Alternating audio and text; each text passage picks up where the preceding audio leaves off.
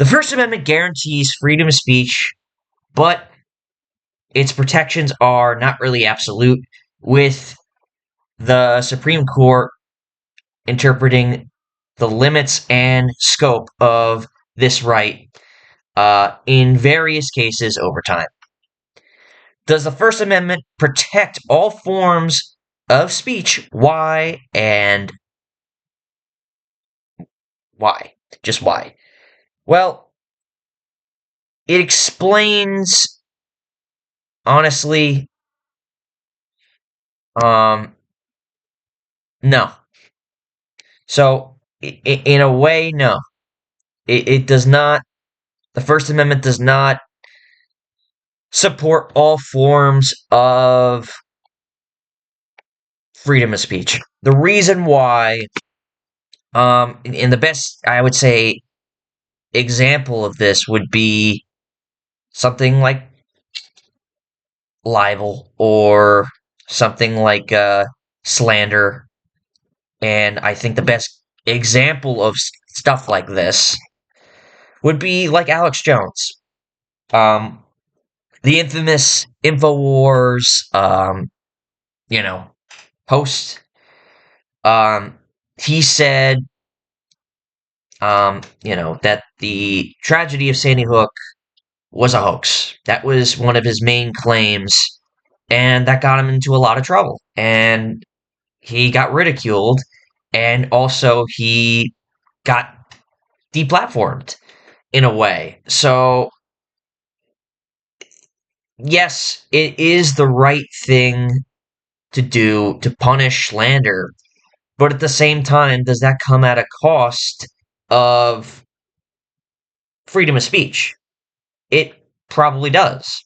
And that's probably what the that's probably why all forms of freedom of speech are not fully protected. So the First Amendment says Congress shall not pass laws abridging freedom of speech. How has the Supreme Court interpreted the words Congress, no law, and no abridging? So the Congress view, the way Congress views speech is any forms of an idea, So, sorry about that. Let me just adjust this camera real quick.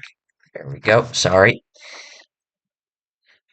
How does the court interpret speech? And how is money considered speech? Do you agree with the court's characterization of money as speech? Why? Well, the court interprets speech as people making their thoughts sort of known and sort of giving a subliminal message. You know, people thought process,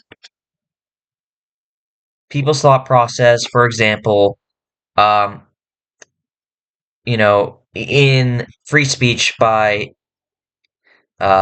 by Nadine Strossen, on page 83, it mentions various examples like burning the American flag, um, wearing an armband, um, marching in a demonstration are all examples that apply to court characterization of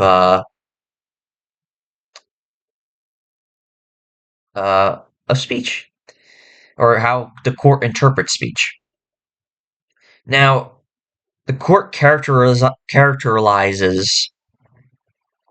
money as speech, like, for example, when people are donating money to a specific cause, like donating money to the homeless, donating money to people who have cancer for cancer research. donating money for a political candidate or to a political campaign, that type of way. That's sort of a way the court characterization of money of speech comes into play. So, do I agree with it? Honestly, I do. I do agree with it. Personally, we are a capitalist country. Um, we sort of thrive on money, and, a lot of things depend on money in this world. And I do believe that it is right, that people have the right to speak with, not just with with their words, but they have the right to speak with their wallets as well. Uh, and they really tell you that, money is power for, people say like money is power, but in this case, it's true. Money speaks a lot of words. Money has a lot of value to this world, and the way you spend that money, you can tell what a person really is and what a person really believes in. And honestly, I think that's a perfect way of you know implementing speech and implementing you know freedom of choice as well.